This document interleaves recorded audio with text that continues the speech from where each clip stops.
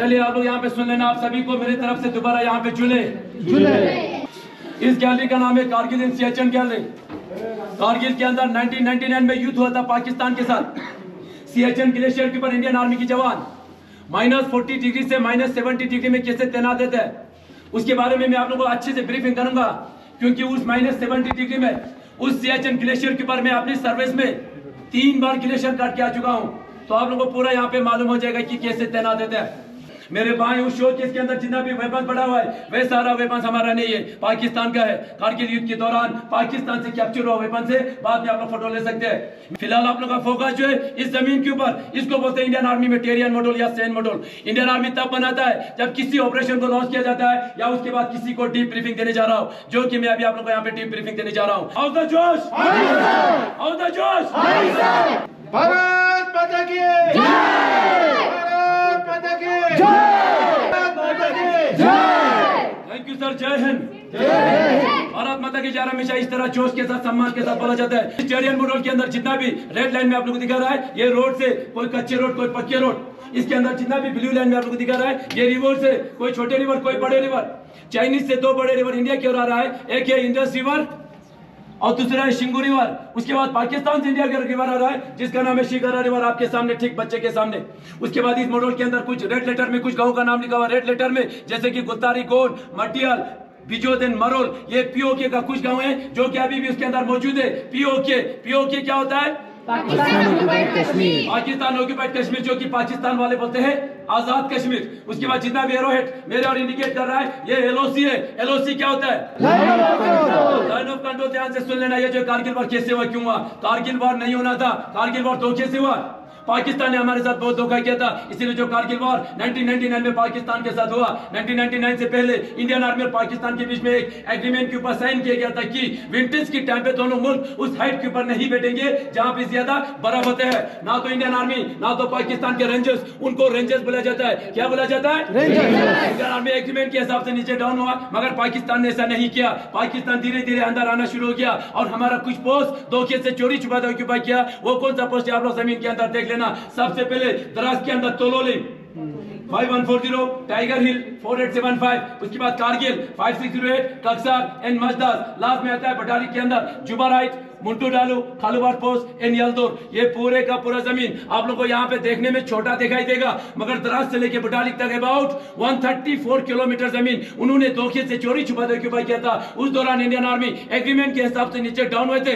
पाकिस्तान ने जितना भी जगह जमीन पोस्ट ऑक्यूपाई कर लिया। अब थी इंडियन आर्मी की बारी, उसको कैसे रिकैप्चर करना है। ध्यान से सुन लेना, बटाली के अंदर इंडियन आर्मी को कैसे पता चला कि हमारा पोस्ट ऑक्यूपाई हो चुका है। बटाली के अंदर एक पोस्ट है जिसका नाम है मुंटू डालू। क्या लिखा हुआ है? मुंटू डालू। आवाज नहीं आ रहा है? मुंटू डालू। मुंटू डालू 5068 के ऊपर एक चढ़वा था, पेट पकड़ी चढ़ाने वाला लद्दाखी सिविलियन जिसका नाम था टाशी नमग्याल। क्या था? ये जो टाशी नमग्याल मुंटू डालू इलाके के अंदर हर हमेशा पेट पकड़ी ऊपर नीचे करते रहते थे। एक दिन मुंटू डालू इलाके के अंदर उसने वहां पे कुछ हरकत को देखा, वहां पे कुछ लोग हरकत कर रहे थे। पहले उसने देखा कि ये इंडियन आर्मी की पाकिस्तान आर्मी। वहां पे उसने देखा लंबे चौड़े पठानी सूट में 8 से 10 लोग पत्थर से बंकर बना रहा था। उनको कंफर्म हुआ कि ये इंडियन आर्मी नहीं है, पाकिस्तान आर्मी। इसीलिए फटाफट बटालिक बेस में आके इंडियन आर्मी को इंफॉर्मेशन दिया जाता है, सर मुंटू डालो इलाके के अंदर कुछ हरकत हो रहा है, आप लोग देख लेना बोल के। इंडियन आर्मी फटाफट एक्टिवेट हो जाता है और यहाँ पे पेट्रोलिंग तैयार किया जाता है। उस पेट्रोलिंग कमांडर का नाम था कैप्टन सौरभ कालिया। सौरभ कालिया के साथ 10 जवान इंडियन आर्मी द्वारा यहाँ से पेट्रोलिंग के लिए भेजा गया। भेजा तो जाता है, वहां से एक भी जवान वापस नहीं आया, पूरे का पूरा वहां पे शहीद हो गया। इसीलिए फटाफट इंडियन एयरफोर्स द्वारा यहाँ पे ऑपरेशन लॉन्च किया जाता है। उस ऑपरेशन का नाम था ऑपरेशन सफेद सागर।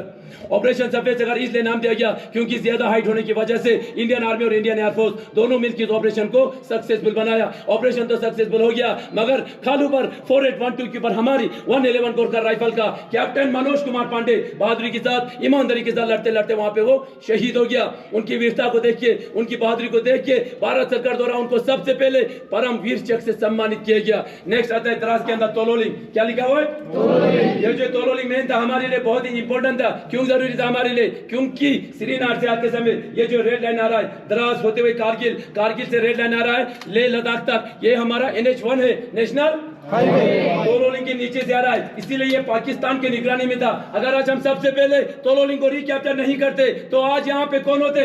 पाकिस्तान। ऐसा होने देते? नहीं। ऐसा होने देते ऐसा ना हो। तोलोलिंग को रिकैप्चर करने के लिए कैप्टन विजय थापर को टास्क दिया था। कैप्टन विजय थापर बहादुरी के साथ, ईमानदारी के साथ तोलोलिंग को रिकैप्चर करने के बाद 22 साल की उम्र में यहाँ पे शहीद हो गया, जिसका दल्लास पोस्ट आप लोग यहाँ पे जरूर पढ़िए। दल्लास पोस्ट करके आप लोगों को प्राउड फील होगा, फखर महसूस होगा। शहीद होने से 2 दिन पहले अपने पिताजी के नाम खत लिख के वो शहीद हुए। इस लेटर के अंदर क्या लिखा हुआ है ध्यान से सुन लेना आप लोग। डियरेस्ट पापा मम्मा बड़ी के ग्रामी, by the time you get this letter, I will be observing you all from the sky, enjoying the hospitality of Apsaras. I have no regrets. In fact, even if I become a human again, I will join the army and fight for my nation. If you can, please come and see where the Indian army fight for you tomorrow. As far as this unit is concerned, the new chop should be told about this sacrifice. I hope my photo will be kept in the Alpha Kamni Mandir with Karni Mata के साथ उसका photo लगाने के लिए बता रहा है। Whatever organ can be should be taken done. उसका जितना भी organ जो था उसने पहले ही पूरा डोनेट कर दिया था। Contribute some money to orphanage and keep on giving 50 rupees to Roxana per month and meet Yogi Baba. Papa, you should feel proud. Mamma so should you meet. उनकी एक गर्लफ्रेंड भी थी, उससे वो बहुत प्यार करते थे। I love her बोल के लेटर के अंदर लिखा हुआ है, उसका नाम हटाया गया है। मम्मी को बता रहा है अब आखिरी बार जाके उनसे मिलना बोल के। लास्ट में उसने एक अच्छा सेंटेंस लिखा हुआ है, forgive me for everything wrong I did. अब वो 22 साल की उम्र में क्या गलती कर सकता है। 22 साल की उम्र में उसका जीवन स्टार्ट ही था। 22 साल की उम्र में इस देश के लिए शहीद हुए उन जवानों को हम यहाँ पे सम्मान करते हैं। अगर हम लोग उनको याद नहीं करेंगे, अगर हम उनको सम्मान नहीं करेंगे तो यहाँ पे पाकिस्तान क्या पे नहीं करेगा। उसके बाद पॉइंट 5143 को रिकैप्चर करने के लिए कैप्टन विक्रम बत्रा को टास्क दिया था। अब सभी को पता होगा कैप्टन विक्रम बत्रा का दूसरा नाम भी है शेरशाह। के लिए ये आवाज बहुत कम होता है। कैप्टन विक्रम बत्रा का दूसरा नाम क्या था? शेरशाह को टास्क दिया था 5143 को रिकैप्चर करने के लिए, और उसने किया भी बहादुरी के साथ। 5143 को रिकैप्चर करने के बाद दोबारा आगे एडवांस करते समय 2 गोली लगने के कारण वहां पे वो घायल हुआ। घायल होते ही अपनी सीनियर ऑफिसर को यहां से चार्ट वर्ड का एक मैसेज पास किया जाता है। वो मैसेज क्या था? ये दिल मांगे मोर। क्या था? ये दिल मांगे मोर बोल के दोबारा 4875 की ओर बढ़ने लगा दुश्मन की ओर। 4875 में पहुंचने से पहले 2 गोली लगने के बावजूद भी वहां पे पाकिस्तान के 3 बंकर को बर्बाद करके जैसे कैप्टन विक्रम बत्रा 4875 में पहुंचने ही वाला था, अचानक बैक साइड में 5 गोली एक साथ लगने के कारण कैप्टन विक्रम बत्रा भी यहाँ पे शहीद हो गया। उनकी वीरता को देख के उनको भी परमवीर चक्र से सम्मानित किया गया। बाकी उसके साथ जितना भी सेना थे, राइफलमैन संजय कुमार के साथ पूरा सेना मिलके 4875 को बहादुरी के साथ कैप्चर किया और वहां पे 10-12 पाकिस्तानी को मार गिरा के अपना तिरंगा लहरा दिया। भारत माता की जय पुकार के संजय कुमार वहां से जीवित वापस आए थे। अभी भी संजय कुमार जीवित है। लास्ट में था टाइगर हिल। ज्यादा डोमिनेट होने के कारण इंडियन आर्मी को कम से कम 1 महीने का समय लग गया टाइगर हिल को रिकैप्चर करने के लिए। 18 ग्रेनेडियर को टास्क दिया था। आप लोगों ने नाम सुना होगा ग्रेनेडियर योगेंद्र सिंह। ग्रेनेडियर योगेंद्र सिंह के साथ जितना भी सेना थे टाइगर हिल को 1 महीने के अंदर पूरे का पूरा रिकैप्चर तो कर लिया, मगर योगेंद्र सिंह को टाइगर हिल के ऊपर पहुंचते पहुंचते कम से कम 17 गोली लग गया उसको। वहां पे 17 गोली लगने के बावजूद भी वहां पे वो रेंगते रेंगते जाके अपना तिरंगा लहरा दिया। भारत माता की जय पुकार के 17 गोली लगने के बाद योगेंद्र सिंह वहां से जीवित वापस आए थे, अभी भी जीवित है। लास्ट में आते कारगिल 568 कप्तान मजदास, ये भी पाकिस्तान ने ऑक्यूपाई करके रखा था इंडियन नेवी द्वारा। लास्ट में यहाँ पे एक ऑपरेशन लॉन्च किया गया, उस ऑपरेशन का नाम था ऑपरेशन तलवार। ये जो कारगिल वॉर 1999 एक्चुअल में शुरू हुआ था बटालिक से 2 मई को, और कारगिल में आके 26 जुलाई को ये वार खत्म हो गया। कम से कम इंडियन आर्मी को 3 महीने का समय लग गया। पाकिस्तान ने जितना भी जगह जमीन पोस्ट ऑक्यूपाई करके रखा था, इंडियन आर्मी ने 3 महीने के अंदर पूरे का पूरा रिकैप्चर किया। पाकिस्तान को यहां से एक भी टुकड़ा लेके जाने नहीं दिया। इसीलिए हर साल 26 जुलाई को कारगिल विजय दिवस मनाते हैं, और इस दौरान इस देश की सुरक्षा करते करते उन माओं का 3 महीने के अंदर 527 जवान इस देश के लिए शहीद हुए और 1100 से ज्यादा यहाँ पे घायल हुए थे। Thank you. जय हिंद।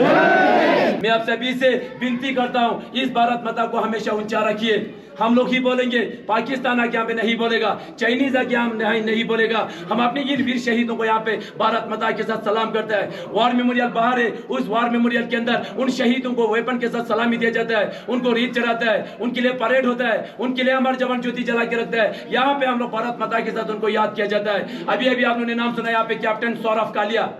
10 जवान के साथ इंडियन आर्मी द्वारा पेट्रोलिंग के लिए भेजा गया था, भेजा तो किया, एक भी जवान वापस नहीं आया। सभी जवानों को पाकिस्तान ने जिंदा बंदी बना के ले लिया और उन जवानों के साथ वो वाला हरकत किया जो हम कभी सोच भी नहीं सकते। 9 जवानों को 3 दिन के अंदर गोली मार के शहीद नहीं किया गया था, सभी जवानों को काट काट के शहीद किया था उस पाकिस्तान के अंदर। कैप्टन सौरभ कालिया को 22 दिन जिंदा रखा उन्होंने वहां पे, 22 का 22 दिन टॉर्चर किया। टॉर्चर करते समय सबसे पहले उसका बॉडी जो है पूरा सिगरेट के साथ जलाते थे वो लोग। उसके बाद 10 दिन के अंदर उसका 10 नाखून निकाल दिया, उसका दोनों आंखें भी निकला हुआ था, उसके कान में बड़ा रोड लाल करके यहाँ से यहाँ निकला हुआ था। बाद में उसकी बॉडी को 8 हिस्सा पीसेस करके यहाँ पे भेजा जाता है। हम उन शहीदों को यहाँ पे याद करते हैं जो हमारे लिए, इस देश के लिए शहीद हुए।